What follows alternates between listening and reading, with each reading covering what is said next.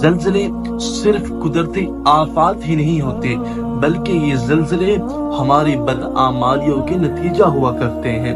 ये ज़लज़ले हमें बतलाते हैं, ऐ लोगो, तुम अपने रब की राह से भटक चुके हो, तुम लौट आओ। ये ज़लज़ले क़यामत की निशानियों में से निशानियां हैं। ये ज़लज़ले अल्लाह के आज़ाब में से निशानियां हैं।